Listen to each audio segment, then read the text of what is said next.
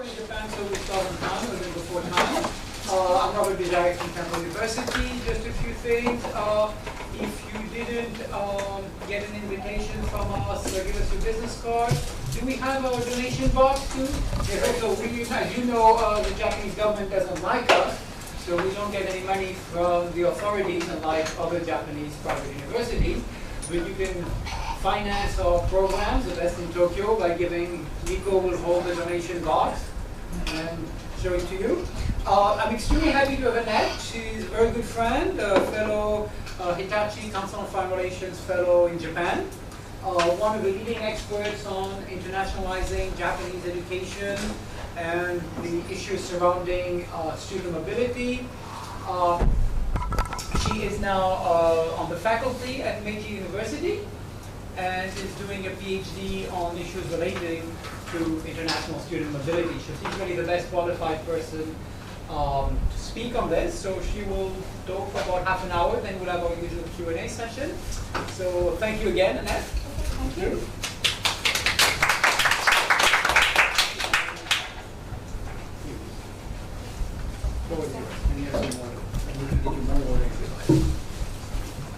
Okay, so can you hear me? Because I tend to speak quietly, so if I end up speaking too quietly, please let me know. Okay, thank you for that introduction, Robert.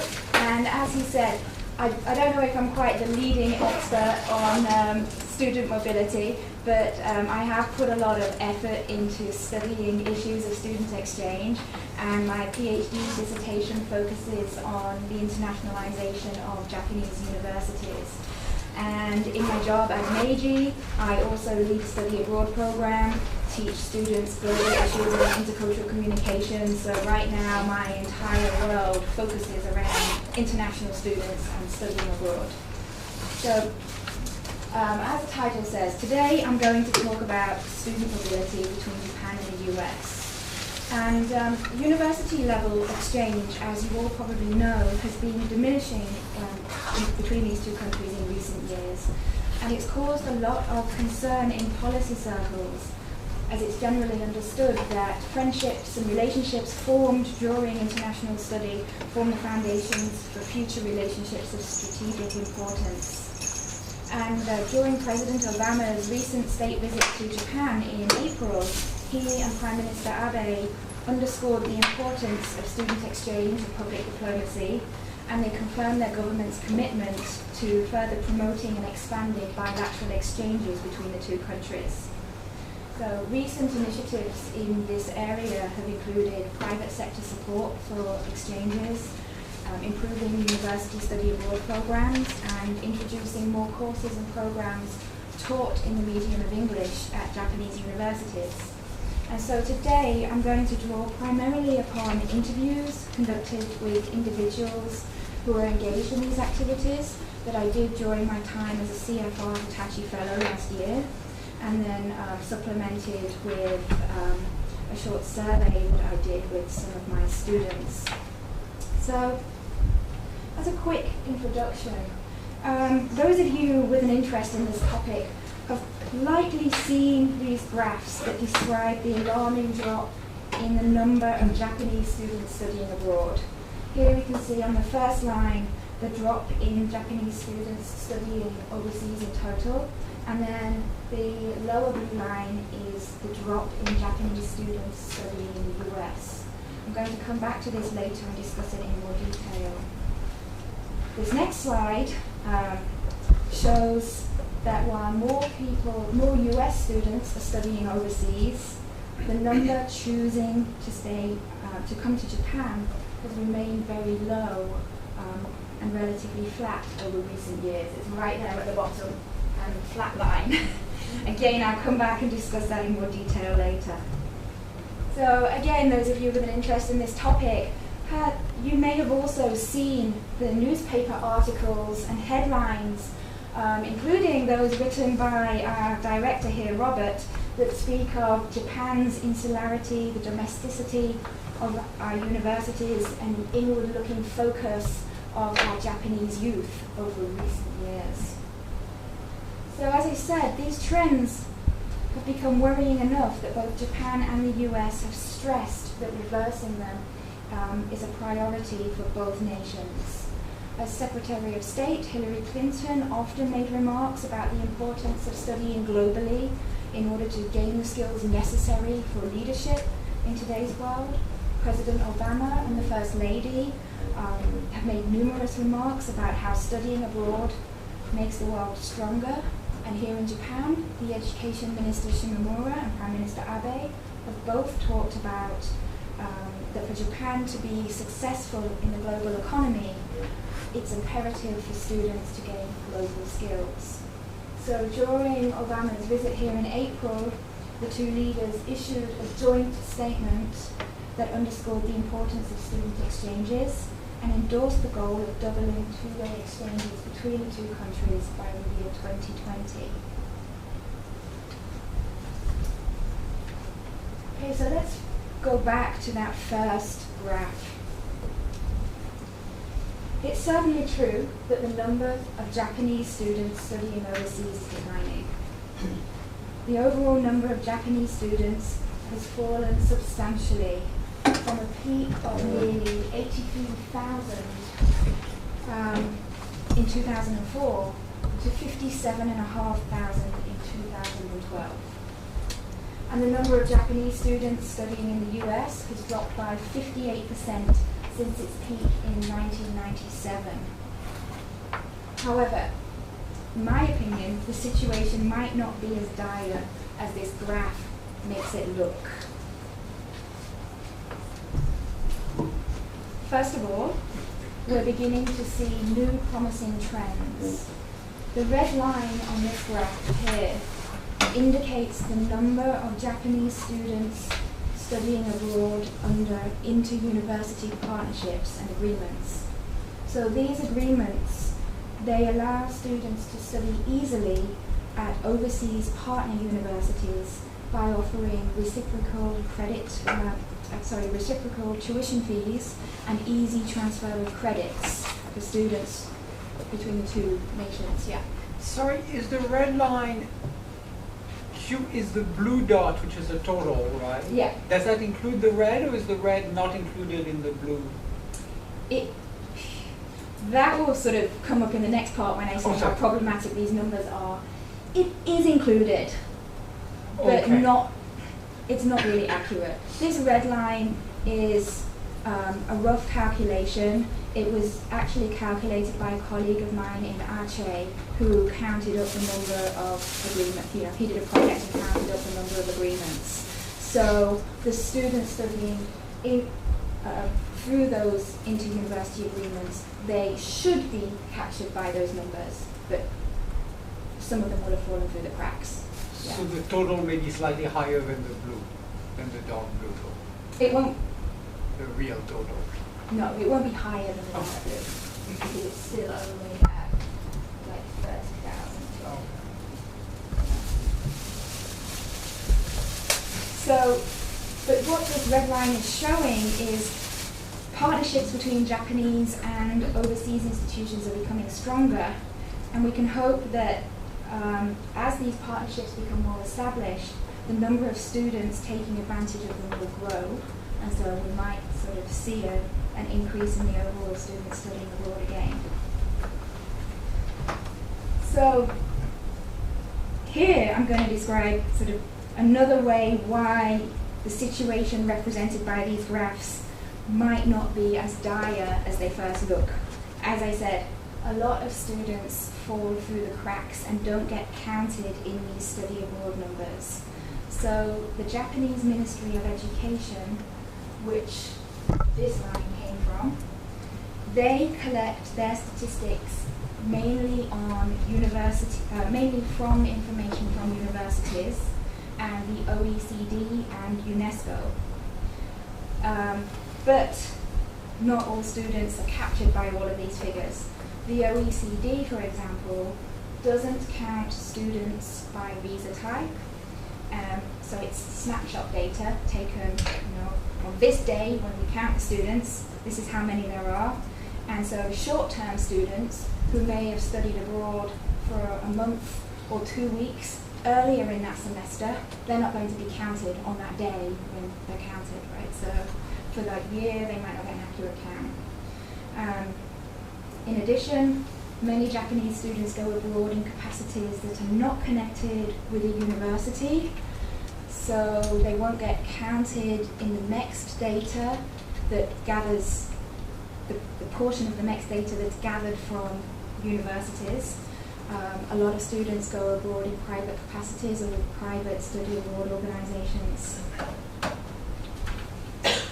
And then these figures that show the number of Japanese students in the US, these are compiled by the Institute for International Education in the US, and they count students who are in the US on a temporary visa that allows for academic coursework. But so again, it's not a totally accurate picture, because many Japanese students will go on short-term English and cultural programs on other kinds of visas. So I can speak from personal example here. When I'm going to lead a group of students in August to the US, and my students are all going on tourist visas because they're only going for a month and they're not going to get academic credit from a US institution. So they won't show up in the IIE's figures for next year. So the green line on this graph, again, this is a very sort of rough estimate, but it shows a rise in the number of Japanese students who are not enrolled in institutes of higher education. So we've got a trend saying that there are fewer students going abroad, but we've got another trend saying students are going abroad in other capacities that might not be captured with these overall figures. So it's only rough, but it gives you an idea. But however positively or negatively you view the trends about student exchange, there is a consensus that people-to-people relationships are very important, and if Japan wants to compete globally, the issues surrounding student exchange must be addressed. So, what are the reasons for the declining numbers of students studying overseas? An oft-cited reason, and I'm sure it's one that everybody here has heard, is a decrease in, is the low birth rate in Japan. And indeed, over the last 20 years, we've seen a drop in the number of 18-year-olds in this country, from about 2 million in 1991 to under 1.2 million in 2012. However, somewhat surprisingly, during that same time period, the number of four-year universities in Japan increased, and it actually increased at a faster rate than the rate of decrease of 18-year-olds. So between 1990 and 2012, we actually saw a 22% increase in new undergraduates enrolling in Japanese universities. So that tells us that we can see a drop in Japanese students studying abroad, but that's not a reflection of there being fewer 18-year-olds in the country. The discourse surrounding, the discourse in Japan surrounding the issue of student exchange and study abroad has been one of inward-looking, passive youth, and this is one that you can see in the newspaper headlines. And the headlines say that the young people today are afraid of venturing overseas. I've looked at newspapers and blogs and found that the term inward-looking has been used to describe young Japanese people since at least 2010, perhaps before. So during my fellowship, when I was talking to people about this issue, university administrators and faculty, they often brought up the term inward-looking. But it was always in the context of telling me that this isn't true. The Japanese youth aren't inward-looking. There are lots and lots of factors that have gone into the declining numbers of students abroad, but a behavioral, kind of cultural inward tendency isn't one of them. And it seems to be a term that was first used in the context of students not choosing to study abroad because of the fear of missing out on their job searching period and finding a good job. But the media and others jumped on the term because it sounded cool, and it came to represent a sort of behavioural tendency, when in actual fact it wasn't first mentioned in that way. In fact, a 2010 British Council survey found that the majority of Japanese high school and university students were actually interested in studying overseas. And if anything, they become more interested in the 5 years preceding that survey. So in short, the decline is more about the social and economic conditions in Japan rather than an inward-looking tendency. So it's more about a lack of incentive to study abroad. So I'd like to go into a few more sort of issues and reasons for the decline here. A number of structural challenges and factors have been cited to explain the reasons for the decline in Japanese students studying abroad. Oft-mentioned factors include financial issues and career-related issues. Japan has been in a period of economic stagnation, and you might argue that other countries with worse economies send more people overseas, and that's definitely true. But in Japan, over recent years, studying overseas has become regarded as an indulgence rather than a high-value necessity. So, if people have to cut costs somewhere, it's the first place they can cut costs. And Japanese students, they usually rely on their parents for tuition. Recent academic studies and surveys at universities have found that students are very worried about the tuition costs of overseas institutions. As for career-related issues, the competition for jobs has become very fierce for new university graduates, and university students are well aware of the difficult job market trends, and they've become quite pragmatic in preparing for the future, undertaking activities that will help them to gain employment. And they don't see study abroad necessarily as a way that's going to help them gain employment. The first reason is the job hunting system. So the job hunting process, or shukatsu, these days starts in the fall semester, so the second semester of the third year of a student's university career, meaning that students have to be available to attend company information sessions, job fairs, and interviews from the fall semester of their third year. And in fact, anybody that's studied in Japan or has worked at a university knows by the time a student reaches their fourth year, they're hardly in class. They are out job hunting or doing whatever they have to do. A lot of students, they try to get most of their coursework done in the first 3 years of study at a university so that they have the free time in their fourth year to go and look for a job. So, with having to be here in Japan in your fourth year and arguably in the final semester of your third year, that pushes the time frame for going away to study abroad into the second year of university. At which point, many students don't necessarily have the English skills or even the maturity to study abroad. So there's far less time to go. Another oft-cited reason for the decline in students going abroad that is related to career is the value that Japanese corporations place on the skills gained through study abroad. A lot of people say, well, Japanese companies, they don't want you to study abroad. Well, a 2012 Benesse survey found that companies in Japan most valued common sense and manners as a member of society in their new graduates. So, yeah, that's hardly a push factor for study abroad there. If you want to learn how to have Japanese common sense and manners as a member of Japanese society, then it's best to stay in Japan.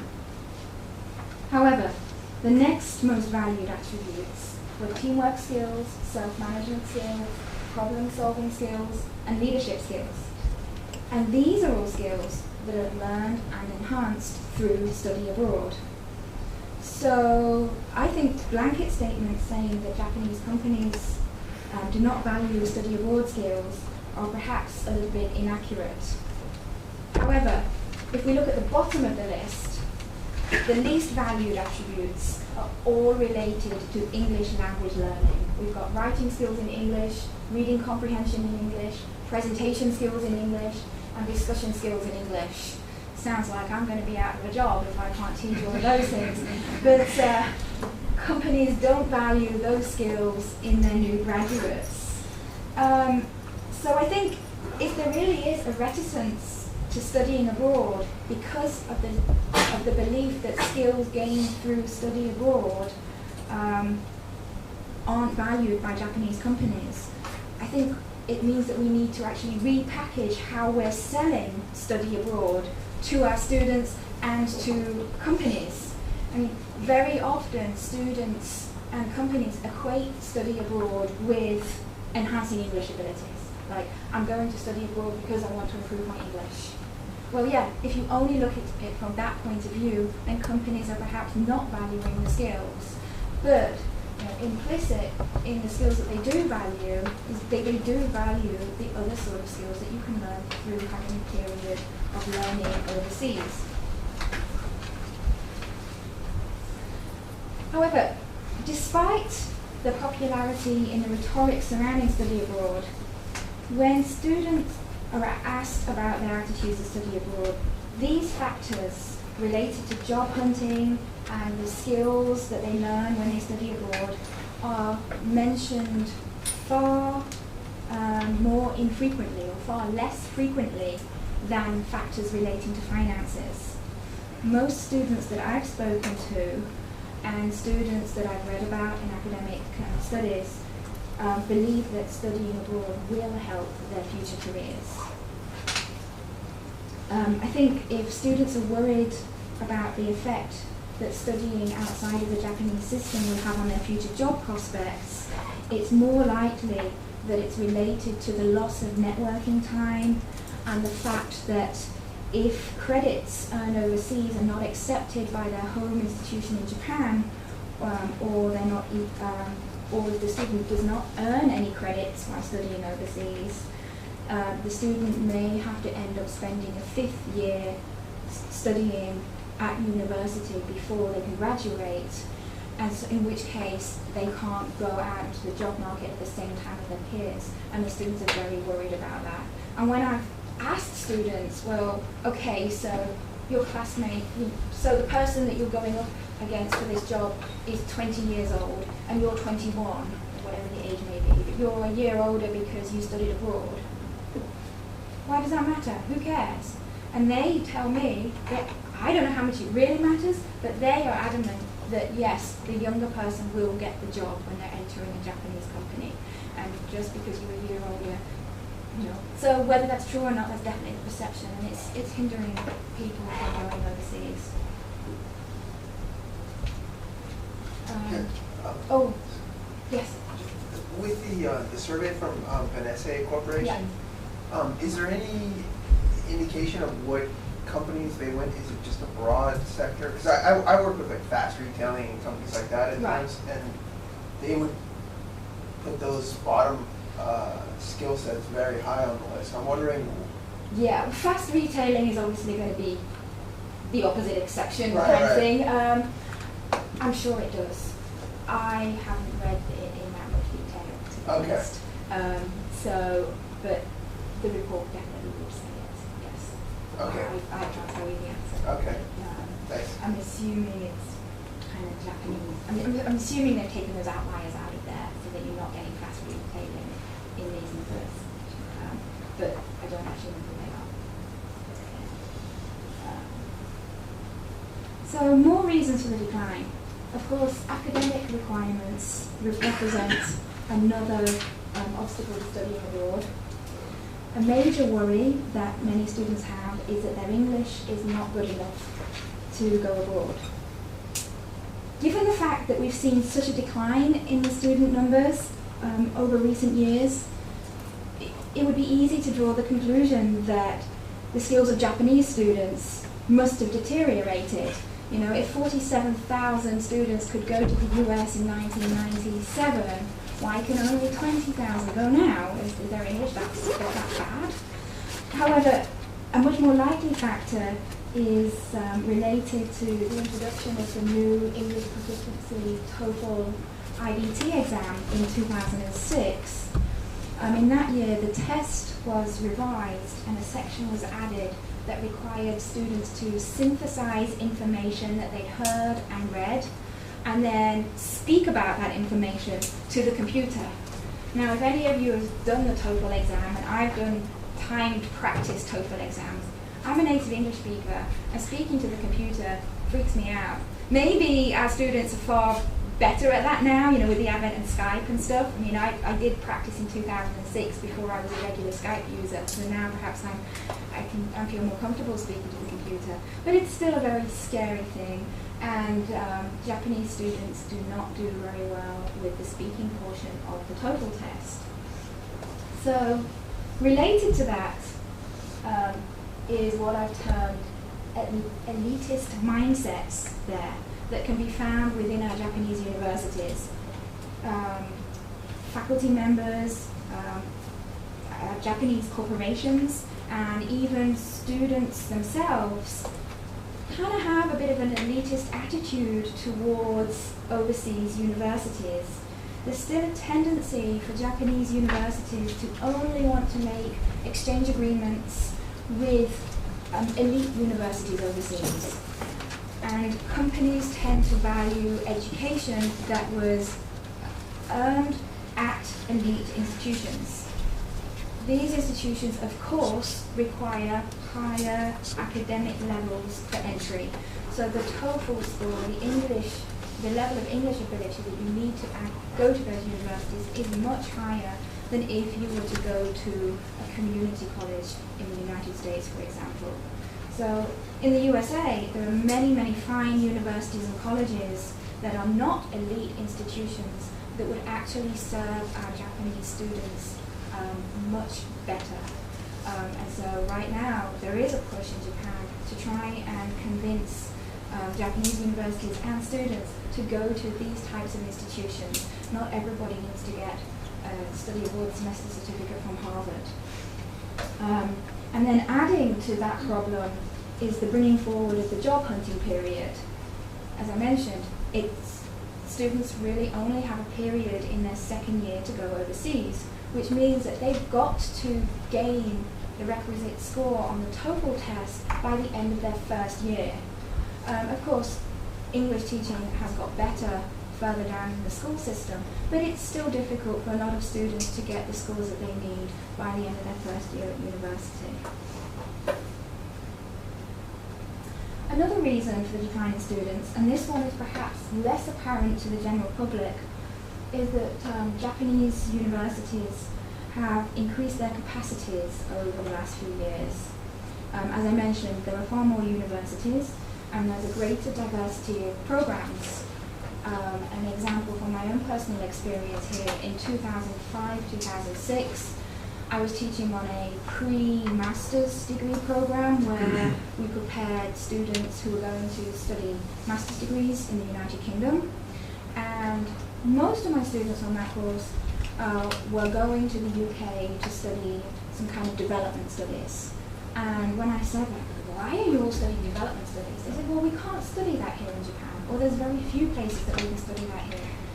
But now you can. That was only 2006, not very long ago at all. And now you can study those kind of courses here. In addition, there are many, many more international programs here in Japan right now. So students can study an entire program or a whole set of courses entirely in the English language in Japan if they should so desire. Or they can get courses taught by a lot of different professors from a lot of different places. So it's not quite as necessary to go overseas as it once was if you're looking for that kind of education. So quite simply, the decline could be summed up as a lack of incentive for youth to study abroad. Many Japanese youth see Japanese universities as both the path requiring least effort and the path most likely to yield more professional opportunities. Studying in the United States, for example, involves an investment in English language skills, a noteworthy financial outlay, and the overcoming of institutional constraints such as differences in the academic calendar and difficulties in transferring academic credits. So, and while the benefits of an international experience may be increasingly recognized in the workplace, many Japanese companies still prefer conformity and an understanding of the Japanese way of doing things. Oh, I keep holding it upside down, so I don't know why. Here we go. So, I've been surveying some university students here in Tokyo about their views on studying abroad. And these are some of the trends that I'm seeing. When asked about the challenges to studying abroad, most of my respondents mentioned money. Not surprisingly, money is a bigger barrier for those in lower tier and public universities than for those in elite and private universities. But if universities don't have exchange agreements with overseas institutions, the cost of studying abroad becomes a lot more expensive. And this is a problem that affects smaller, lower tier institutions. And as well, in this whole, stretching to make partnerships with elite universities, the lower tier universities here in Japan, they're struggling to make partnerships with overseas universities that would allow their students an easy, cheaper way to study abroad. So students in these universities have to go to, or choose to go to study abroad companies that charge them fees to set up their programs. Students also mentioned that if they didn't develop good foreign language skills at a young age, they're less likely to be interested in going overseas, partly because they feel that it's too difficult. You know, if they already don't have the skills by the time they're 18 or 19, it's a lot of effort to try and work on getting those skills now. Students also mentioned that there are lots of good international activities here in Tokyo, and so this makes studying abroad not quite worth it, because you can get most of what you want here. A little bit related to that is students said that their friends who still live in the countryside and don't have the international opportunities that students here in Tokyo have, they have some sort of different motivations for study abroad, and their interest is often fueled by watching foreign TV and being a fan of a Korean boy band, for example. One student that I spoke to, he pointed out to me, the one at the bottom there, he said it's not worth the effort to do study abroad because I don't have to use English in Japan, so why do I need to go abroad and study English? And this points to the wider problem with the issue of study abroad is, you know, a lot of people see it only as a way to improve English skills. And as I mentioned earlier, we need to sort of be telling students, no, it's not just for English. You learn a lot of other things when you study abroad. One thing that I found interesting in these interviews were that the students I talked to were not worried by the job hunting system. Some mentioned it, but they only mentioned it in relation to it being a problem for the others. Like, they'd heard about it, and other people have that problem, but the students I spoke to, many of them were interested in becoming teachers, civil servants, or working in international companies, and they said that the traditional job hunting cycle doesn't really affect them. Or they see the value of study abroad as more important than having to spend an extra 5th year at university. Of course, my sample's skewed. I'm speaking to students who want to speak to me about this topic in English. So they are going to value study abroad more than perhaps the general population. I then asked these students, well, what would encourage you to study abroad? And I like this one that says study abroad needs a clear purpose. The goals of studying abroad need to be more clearly defined. Professors often say to students that they should study abroad because it will broaden their horizons, but that doesn't have any meaning to students who've never been abroad before and have no idea what horizons could be broadened, kind of thing. So again, too often students see going abroad as a way to meet foreigners, improve their English skills, and they don't understand the other things that they could learn. Related to that point about purpose is that point there about international TV and music. A lot of students become interested in visiting other countries because they have some sort of other foreign interest when they were younger. Students also mentioned that hearing firsthand from other students who have experienced study abroad really, really helps them. They want to know about the good and the bad, and they want to know how study abroad has helped their senpai, their mentors.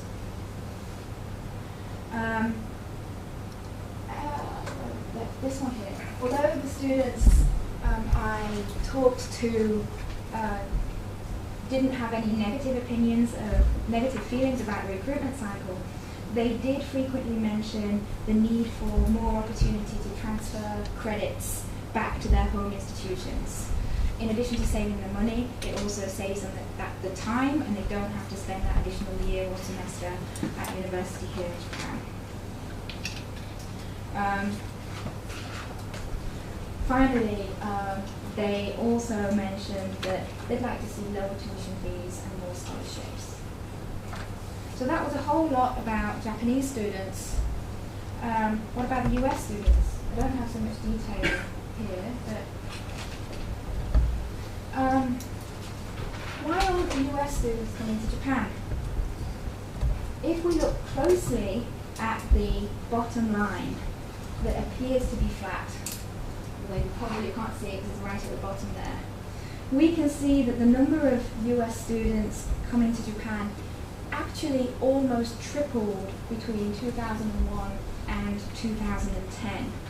When in 2010, the number reached a peak of over 6,000 students. After 3/11, the number of US students in Japan dropped by about a third, but it's already rebounded by 28% and has again reached over 5,000 students. So I hope that when the new figures come out in November, we're going to see the number increase again. The number is still low, though. I mean, only 1.9% of all American students studying overseas study in Japan, and this compares with 5.3% of US students who choose to study in China. However, it's not completely disastrous by any means. Only 1% of all US students study in Korea. So, although China is the top destination in Asia for US students, Japan is actually the second Asian destination for US students. So, it looks bad, it's not necessarily that bad. Japan is actually the 10th most popular destination in the world for US study abroad students. The top 10 study destinations are the UK, Italy, Spain, France, China, Germany, Australia, Costa Rica, Ireland, and Japan. Obviously there you can see a lot of English-speaking countries, makes sense. A lot of kind of European party countries, again, it makes sense. US study abroad students, they want to go for a good time. Costa Rica, I think the ecotourism is there. I notice a lot of people saying, Costa Rica, I think there's a big sort of ecotourism kind of thing that people like to study there. But you see, so Japan's really not that bad. It's in 10th place right now. It hovers around a place 10, 11, and has done for many years. But again, of course, China is number 5. However, a recent report that was released in April this year by the British Council, found out that when US students were asked which countries they would like to study in, Japan ranked in 7th place.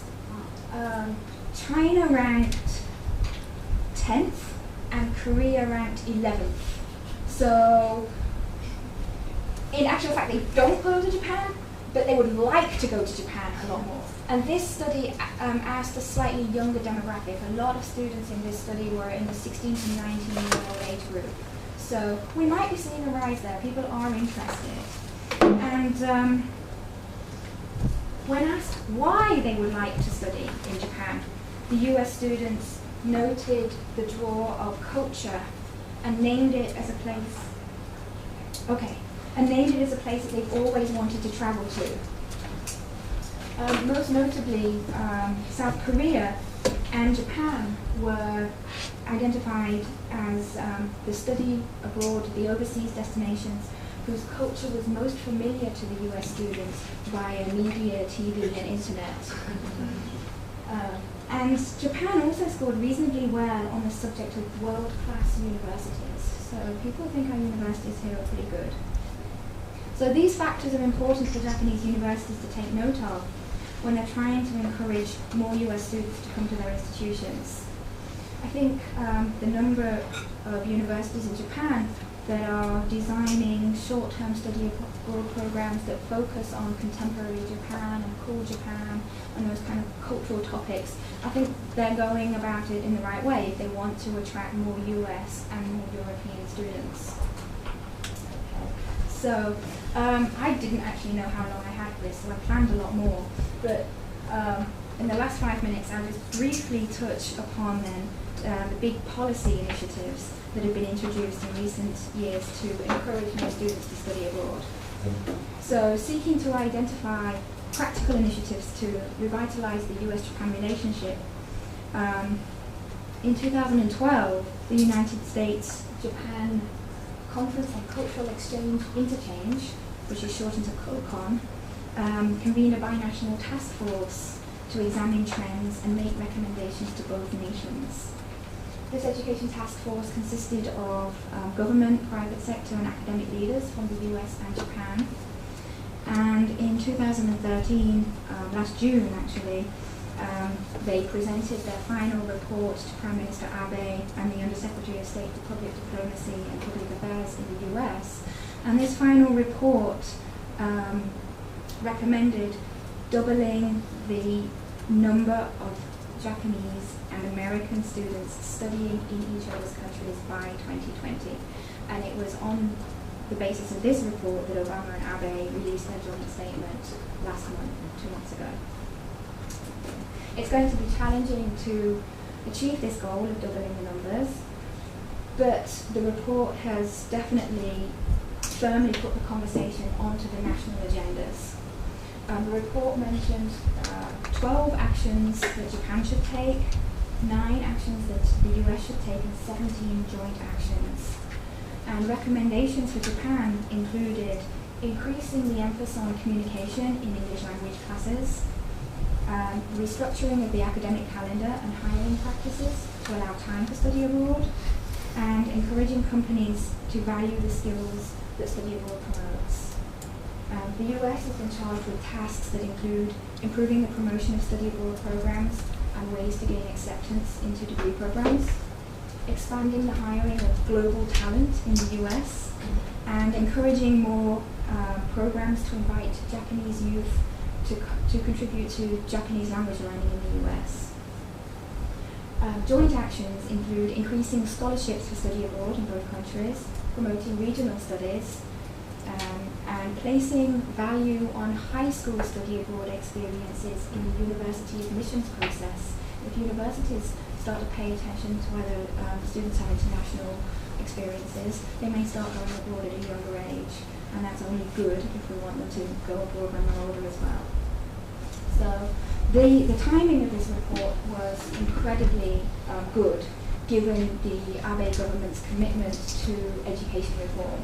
Since Abe has been in office, he's had 23 meetings of his Educational Rebuilding Implementation Council.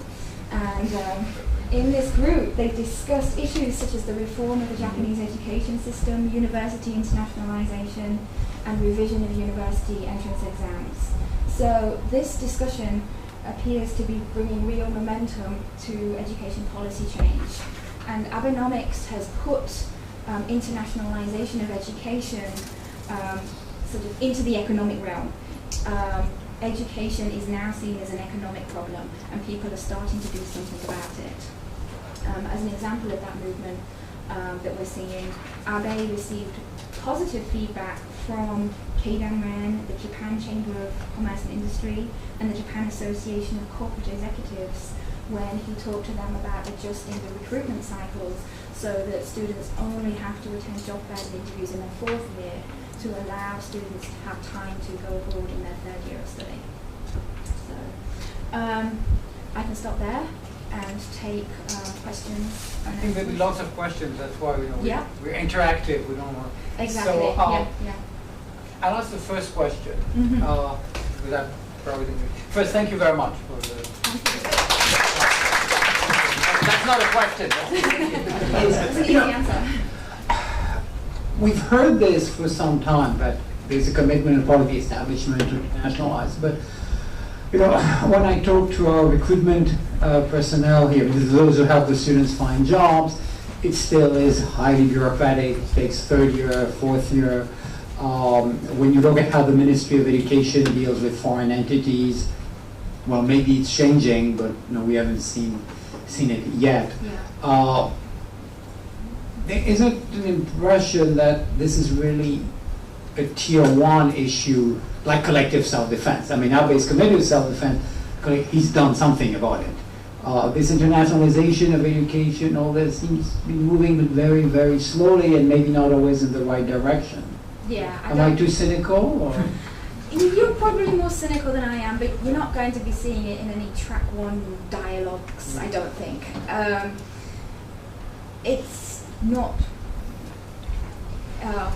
the highest thing on the agenda, but I would say that it is on the agenda, which is something that it hasn't been before, and we are seeing things starting to happen. I mean, there's been a lot of new money put into all of these programs. And of course, there's Japanese government programs every year, and then they kind of end and the new one starts. But I think we've got enough people within the universities who are committed to this, who are willing to keep these programs going. And once they've been going for a few years, I think we will start seeing increases in student exchanges. So maybe I'm optimistic, but I think it will happen.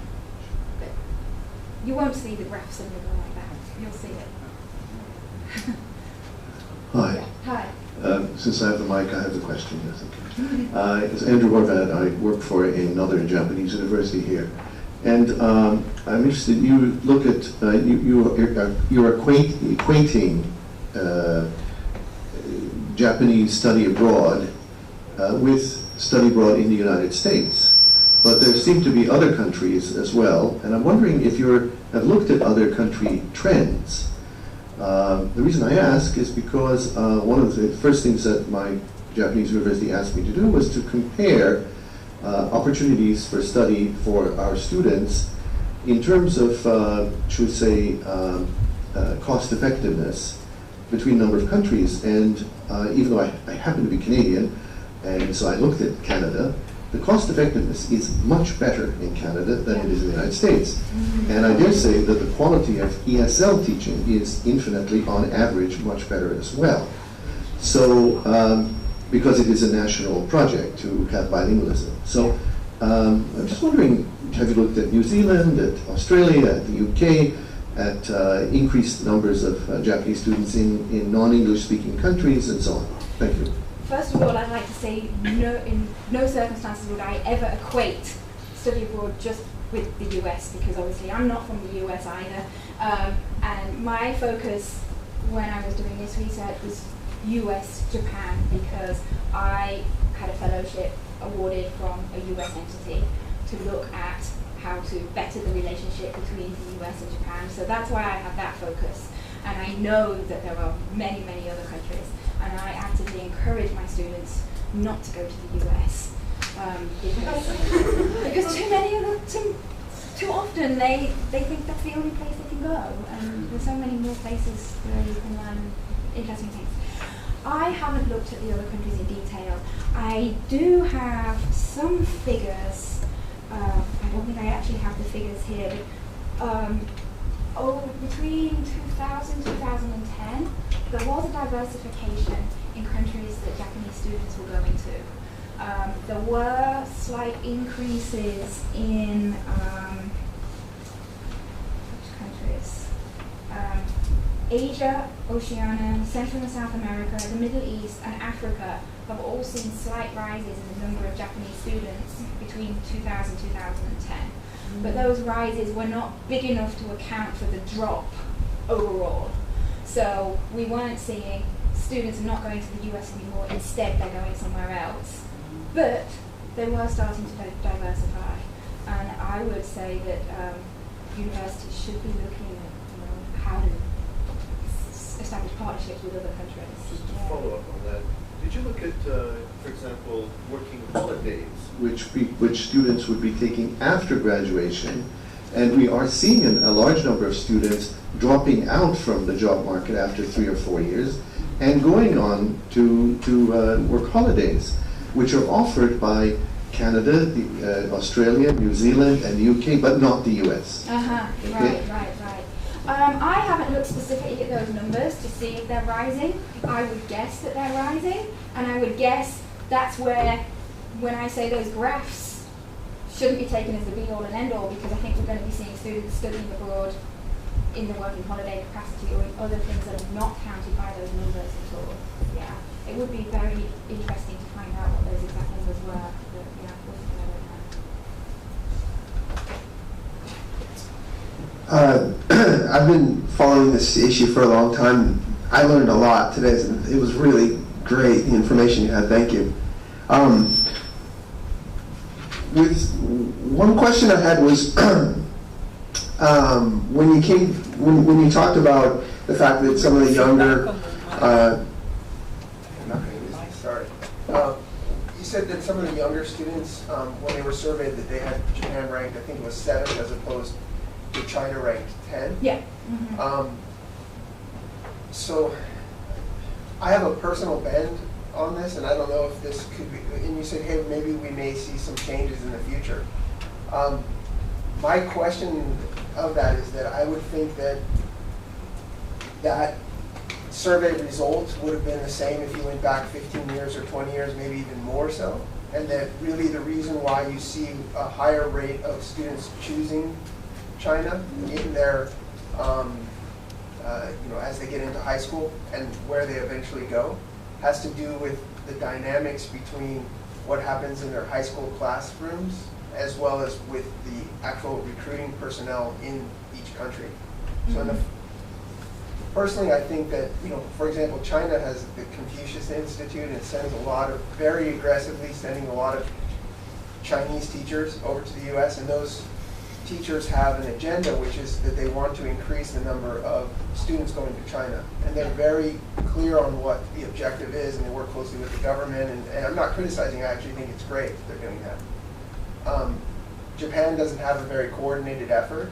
The Japanese high school teachers don't usually have much correspondence with the Japanese universities. Sometimes they feel like, they're more elitist than we are, so they don't interact. And then the second part of that is when the students actually go, okay, sensei, or I don't know, I can't remember the word for sensei in Mandarin, has decided, has given me some advice to do this.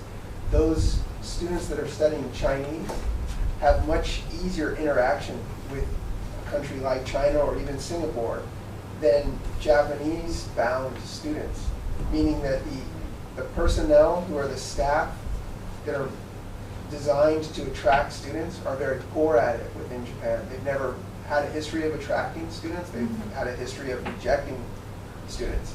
And now when they're having to attract students in a foreign language and with another culture, and there's no real incentive to do it, and they're rotated in and out, I think that's the issue. So I think this issue of students liking Japan and ranking Japan 7th and Japan ending up 10th, much of it has to do with, well, what happens if they like Japan and want to choose Japan?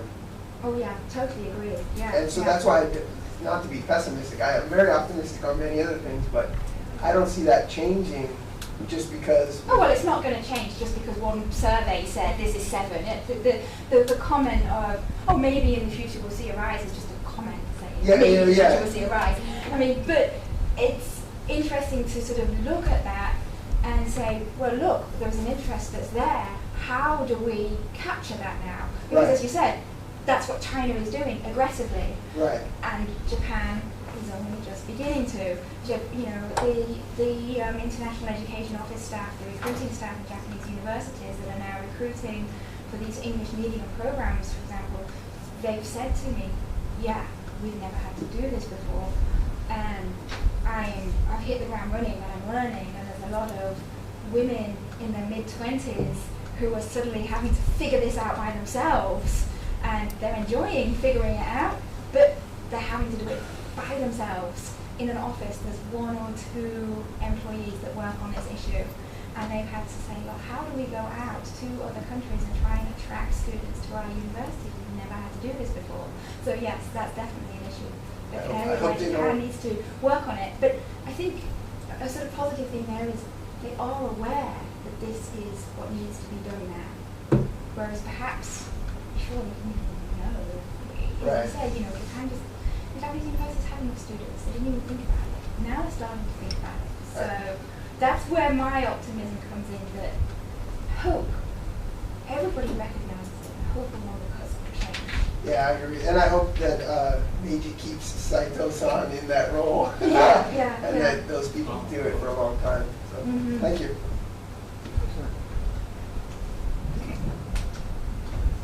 Sadaki Mata, retired diplomat. I really wanted to join Andrew in presenting the case for Canada because I was ambassador. But I also spent 8 years in England, first as a student and then as a diplomat, and then again in the 90s. My impression of Britain in terms of the possibility of accepting Japanese students was that the British university system wasn't really geared to it. Has it changed? I really don't know. I have not lived in Britain for 16 years, and I haven't had any connections with the British university system, so I wouldn't really know. I do know, though, that earlier this year, I think in March, Abe signed an agreement with a consortium of British universities on much the same thing. All of these countries are doing this. We want to double the number of students studying in each other's countries. And so there's definitely a bilateral effort there too to encourage more Japanese students to go to the UK. Hopefully it's changed. And I'll make one other comment while I have the microphone. Robert mentioned the Tier 1 or Tier 2 issue. As far as I'm concerned, I think there has been quite a lot of progress. I was on the Japan panel of CALCON from 2007 to 2009. Compared to those days, the fact that the 2 leaders agreed on this doubling of the number of students is quite something. So I think the issue may have progressed from Tier 3 to perhaps Tier 2, 1.5. Right, so let's have hope.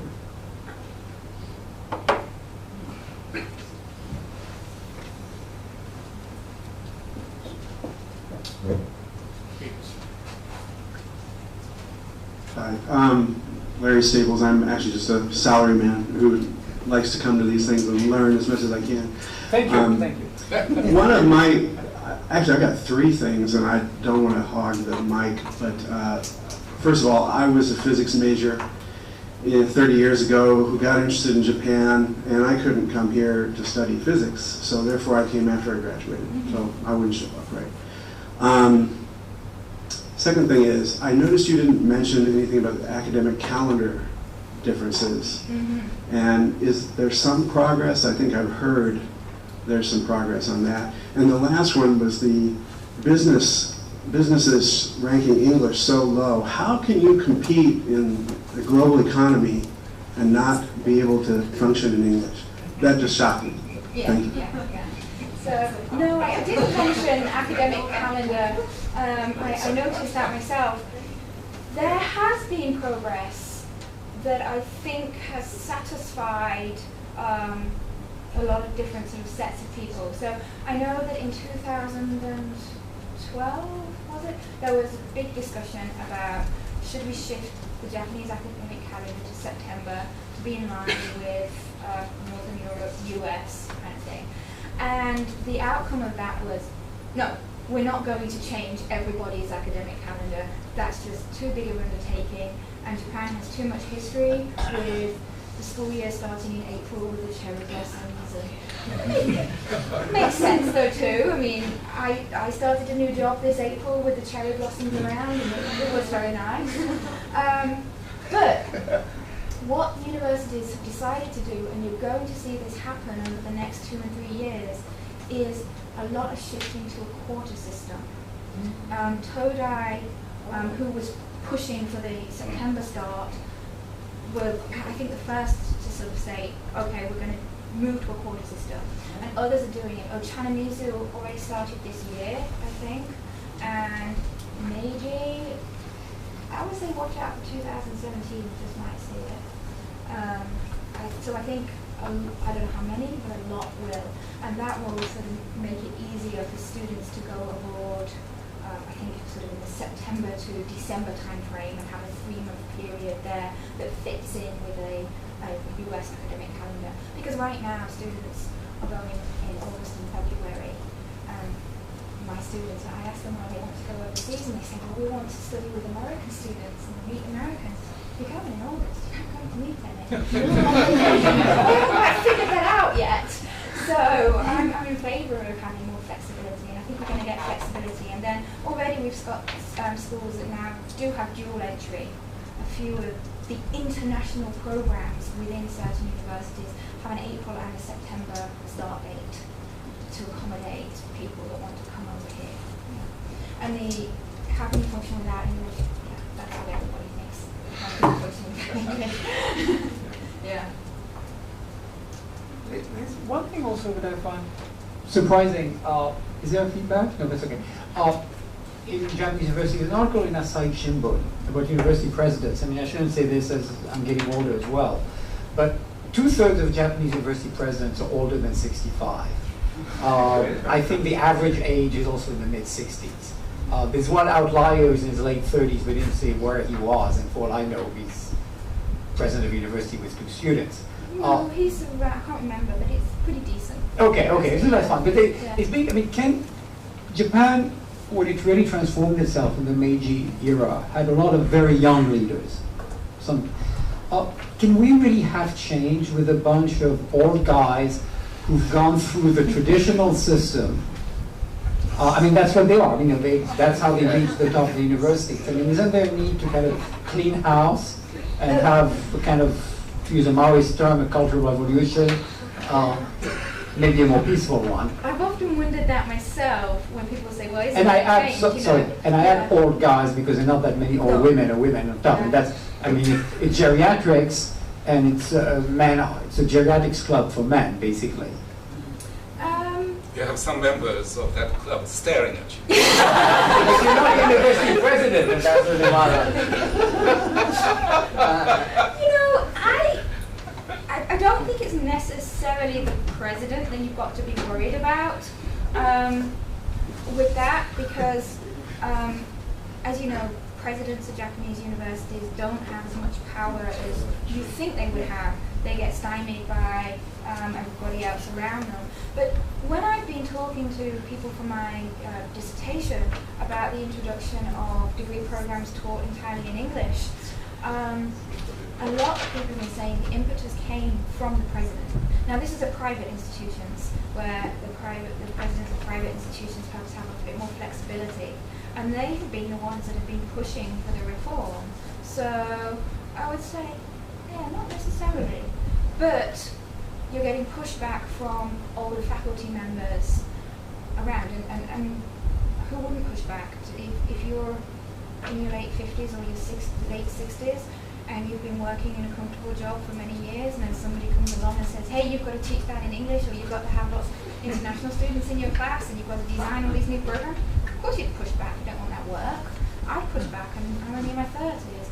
So, yeah, that it is a problem. I don't know, how universities are quite going to sort of manage getting past this sort of older, established guys.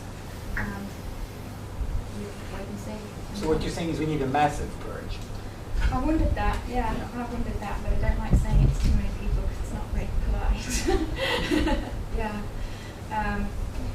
The universities that seem to have sort of more innovative strategies or faster change are the universities that have got guiding leaders, or that want to bring in sort of a foreign element that happens quicker in those institutions, whereas the younger Japanese that want to change will still introduce change at a slower pace than the foreigners will. Just observations, blanket statements. Thank you. I'm Yuki Imoto from Keio University. First of all, about the issue of presidents, I recently read that Kyoto University is currently recruiting its president internationally as like a public recruitment. So if that really happens, I think it would be a big change for Japanese universities. So I've also been very interested in this topic, and I've been following some of the recent higher education reforms. And my impression is that it's very, Abe's internationalization policies are quite elitist in that it's about allocating some funds and then getting the universities to compete. So you get a number of very elite global universities and the rest kind of systems. So, which I feel is kind of ironic in a way, because the more elite the students are, the more conservative they seem to be, and they would want to go to a big company which is looking for the kinds of skills that you mentioned there. And perhaps if we look at the lower tier universities, they may have foreign presidents and they may have a more diverse student body, and maybe we could call them as much more international than the top universities. So I was wondering if you, when you were doing this research, you interviewed both the higher level institutions and also did you interview people from the lower level institutions, and did you see any variation, and how would you describe that? And for example, if the U.S. Institutions that are trying to send students to Japan, if you were looking at those the U.S. institutions as well, were those institutions focused on making collaborating with the higher elite Japanese institutions, or are the U.S. institutions interested in collaborating with perhaps the lower tier private universities? Right. Yeah. I've spoken to more administrators and staff from elite universities, and I've spoken to students from both. I used to work at Yokohama City University, so I've worked at a lower tier university too. And at first, when I first started investigating all of the initiatives and learning about the competitive funding streams and that, first I was really angry with like, oh, the money is only going to the good ones. Again, the good ones have got money already. Why can't people like Yokohama City University get this money? Because our students are less well off, and they don't. We want to internationalize too, and we just can't. And because it's harder to make those agreements, I'm a little bit less angry about that now, because I do see, well, with the new push to get 10 universities into the top 100 of the world university rankings by the end of the decade. Sounds kind of crazy, sounds kind of elitist, but there is value in that. If Japan as a country wants to raise its profile, the easiest place to start is to raise the profile and try and internationalize the top universities that already have some standing and the sort of capabilities to do it. So now I'm kind of like, okay, we put the money into those first, but then I hope that this continues and that we start funding more of the second tier universities. I really hope we do. the 2012 funding stream that was set for the Go Global Japan, G30 Plus, that was to encourage more students to study abroad and to encourage universities to establish study abroad programs in the universities. The funding went out to 42 universities there, so we saw some elites, but we did see some prefectural universities, some, a bit further down. So that was very promising. And so some of those prefectural universities have designed some very good study abroad programs. So I think the government's aware of that, and hopefully it improve. And with US universities wanting to establish partnerships with elite universities, I think that is the case. I think that a lot of that might be to do with they don't know the others at all. They don't know the non-elite Japanese universities. I mean, if you're in the US and you say, and somebody says to you, oh, make a partnership with a Japanese university, we want to send more students to Japan. Well, the first thing you're going to do is perhaps you're going to call up the University of Tokyo or Keio, right? You don't know that Aichi Prefectural University or whatever exists. So that's where I have a close friend that works for Education USA at the US Embassy, and that's where she's putting a lot of her energies in, is trying to encourage those partnerships with universities that are suited to each other. And she has a lot of contacts with University of North Texas and University of everywhere, in the US, who visit Japan looking for partnerships with Japanese universities, and part of her job then is to find suitable places. So hopefully we'll see more partnerships on different levels. Everything's hopefully.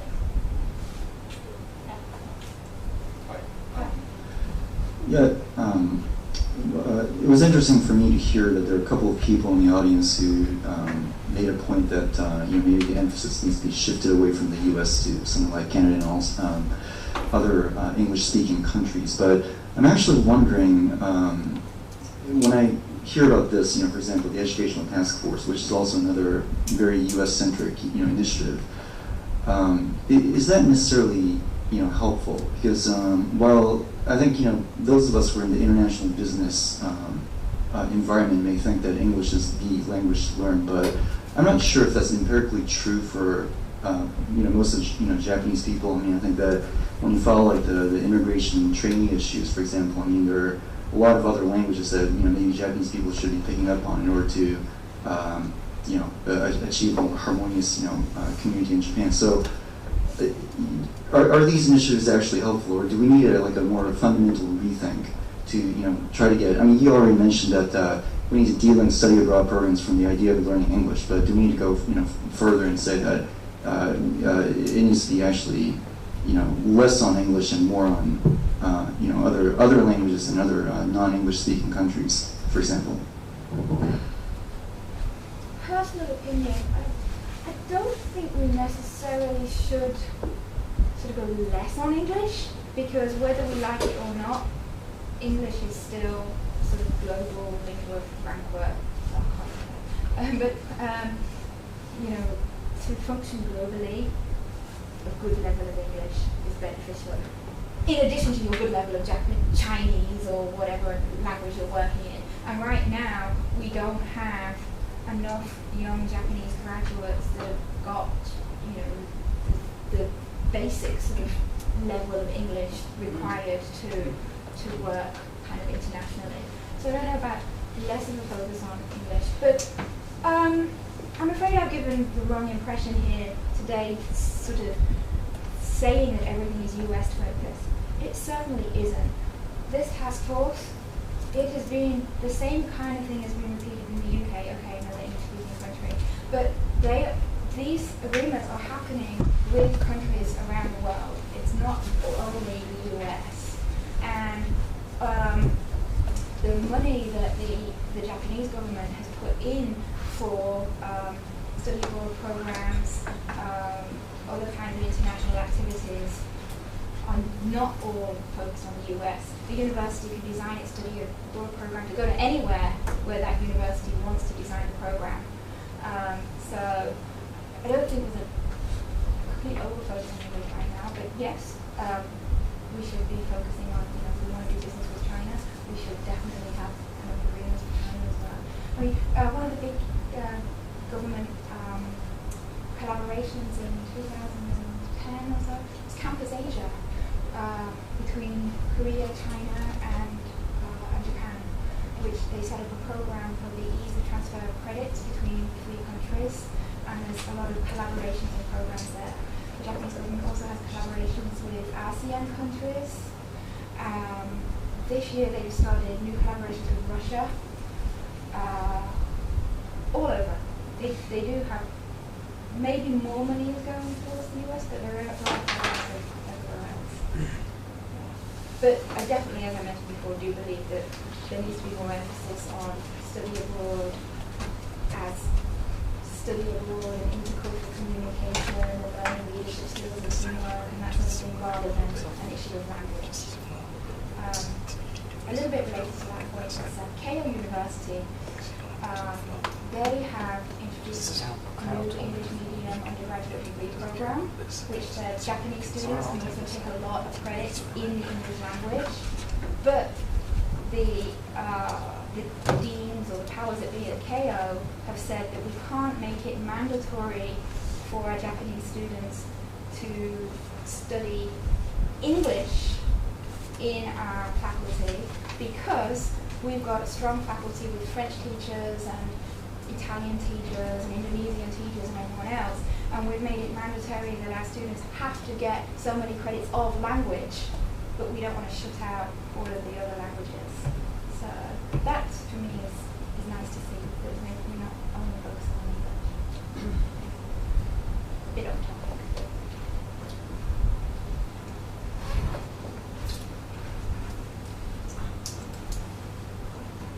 Elaine Nadaya from Risho University. I was just wondering if I could shift the focus of this, and if you could tell us a few success stories of Japanese who have studied overseas and American students who have studied overseas, and some success stories in their spreading international understanding. Do you have some stories to share with us? Specific, but I mean, you know, most of the people that you're meeting, like in this room, who are interested in this topic, the Japanese have studied abroad, and then, of course, as foreigners, we're abroad as well right now, and so we're all success stories in that way. But, you know, I've been speaking to people about, a lot of people have said to me, well, what is good about study abroad? What do we learn? Who's measured that? What are the outcomes? And the answer is still a bit fluffy, and there are a lot of projects going on in the United States where people are trying to quantify the outcomes of study abroad so that we can actually say to people, hey, you need to put more money into this because look, a student who studies abroad learns this and does this in their career. And so in 5 or 10 years' time, we're going to see that information quantitatively.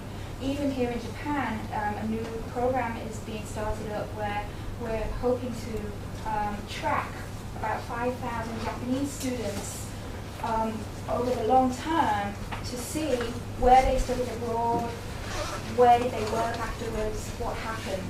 So we're starting that database. So in a while we'll get some results. You know, yourself in this city, when you speak to people, why are you here? Well, I was on the JET program, or I had a Japanese friend, you know. Everybody that you meet has had some connection with Japan when they were younger. And a lot of people,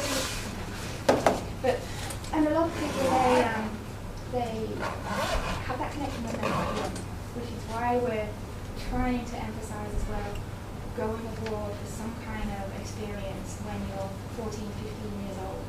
Because it's those kind of experiences. Just going somewhere for a week or 10 days and living with a host family when you're 14, 15, 16 often sets you on the path of going to study abroad, live in another country, work in an international company in the future.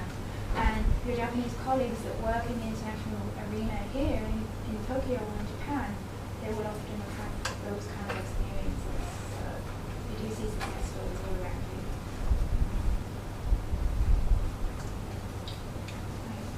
Hi, my name is Joe Kamibepu, and I'm a U.S. college student having a nice break in Japan. So I went to high school in Japan actually, and not an international school, like a normal Japanese school.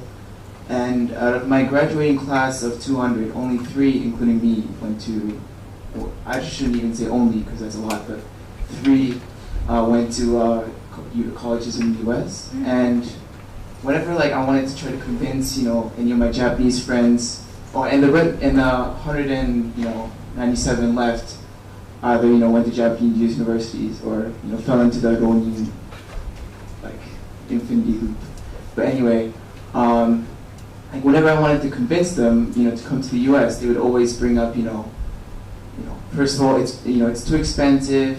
If they don't have U.S. citizenship, they're not going to get financial aid directly from the university, and not everybody's going to get a scholarship, sufficient scholarship.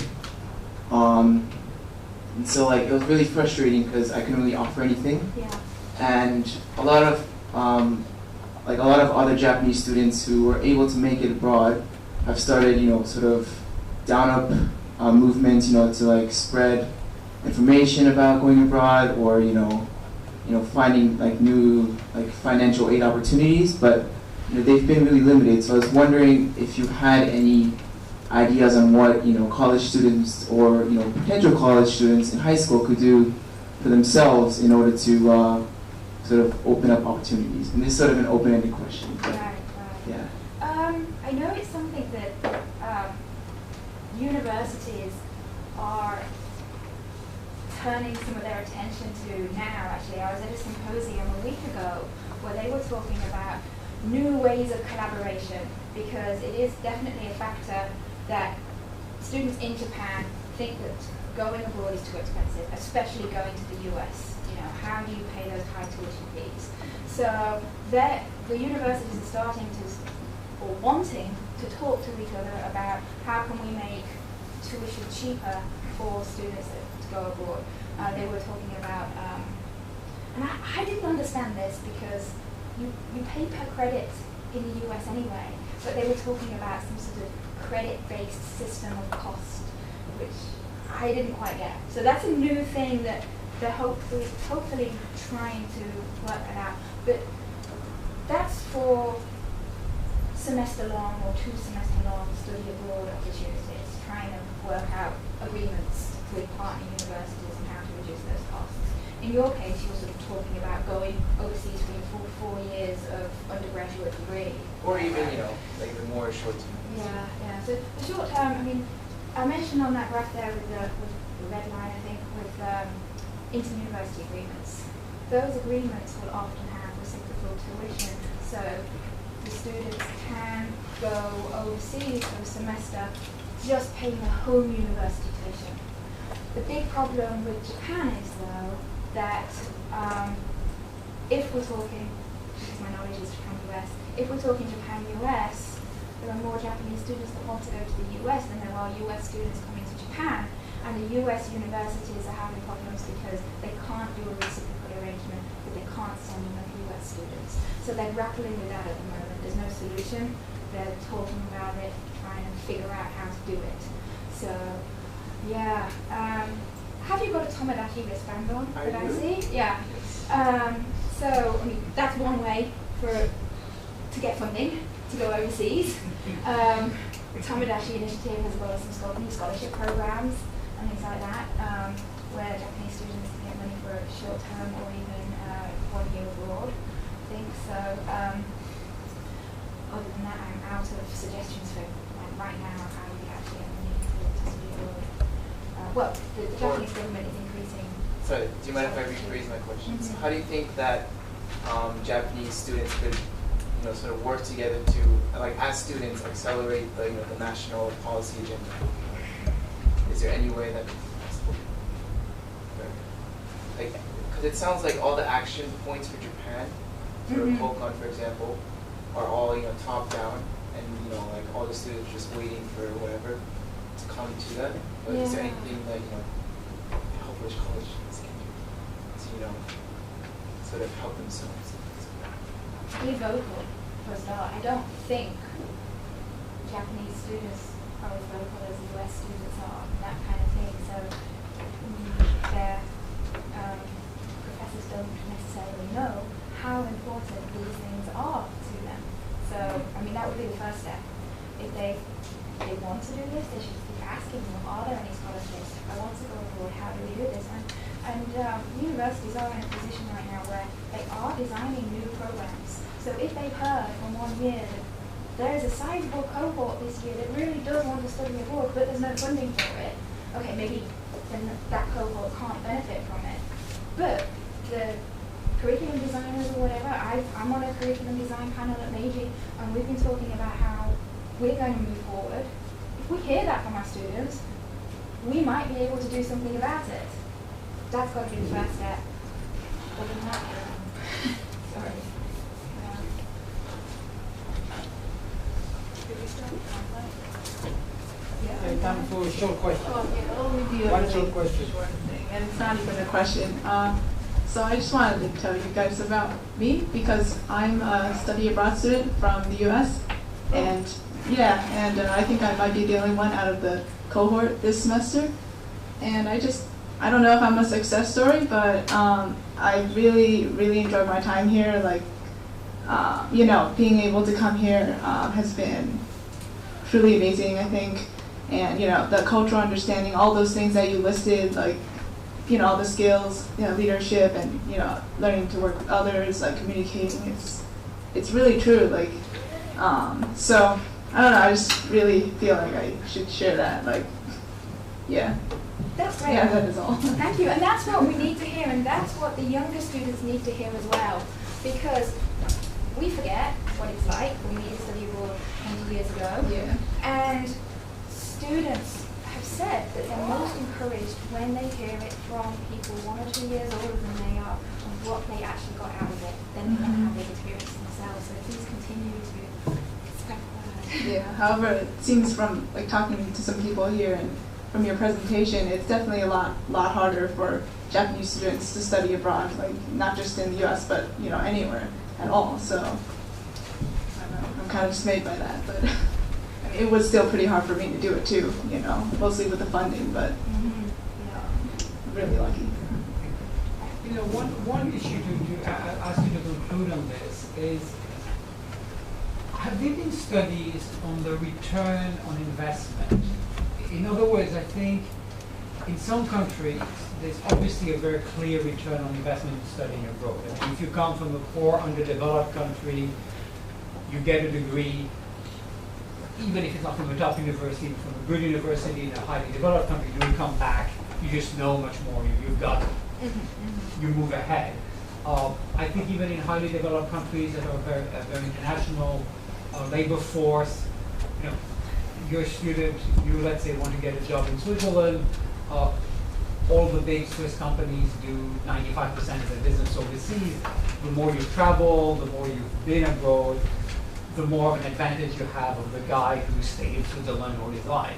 The question I have in Japan, both talking to people and observing it, is that there may be actually a negative trade-off in the sense that if I stay here, I build these connections, someone mentioned to me that what actually more important than going to school is joining clubs, the tennis club, the golf club, establishing this relationship with a senpai, and that the guy or the woman who goes out may get a very good job if you're aiming at a gaijin at a foreign company. That's a very, very small segment of the labor market in Japan, and even in many gaijin cases, it's a very Japanese environment. So that there may be a negative return on investment for Japanese in leaving Japan. I've talked to someone who got an MBA, for example, at a very prestigious university in the US. He said it wasn't obvious that he and his classmates who spent 2 years in the US did better than the guys who stayed here and made friends and went to karaoke with the boss. And that therefore there's a logic in what we see, that people read the market, and that unless this were to be changed, and it's difficult to do it, it's almost hard to advise the Japanese to go abroad because there may not be a reward for it. Yeah. What do you think? Definitely, I agree with that, and that's why sort of when I say it boils down to incentive, there just isn't really the incentive system right now to encourage it. There's not been any studies on the return on investment yet. Hopefully, with this sort of new long-term study they're putting in place, we're going to see that. Yeah, if that is the case, that hopefully it's going to change. But the sort of negative aspect of that is if we don't encourage students to study abroad, it won't change. So we've got to sort of encourage some people to perhaps take the plunge there and not do so well for a generation, so that when they're employed, they will, I don't know, that's, kind of like the culling off the older people. We've got to get these younger, globally minded people into the businesses. And the only way to do that is to encourage them to study abroad. Because interestingly enough, I think in Japan, if you want globalized Japanese, you have to go to old ones. Yes. I mean, the level of globalization goes down here as age goes down, which is the reverse of what you would see in a lot of other nations, in a lot of continental European countries. Most continental European countries, you want someone whose English is good, the younger the better. Here you want someone whose English is good, but more importantly, English, whose ability to understand the world outside, better to go to those who are in their 90s. Because they've had the incentive to travel because they grew up in different Japan. So you see, so I'm not opposed, I'm not advising calling up all the old. Not the old.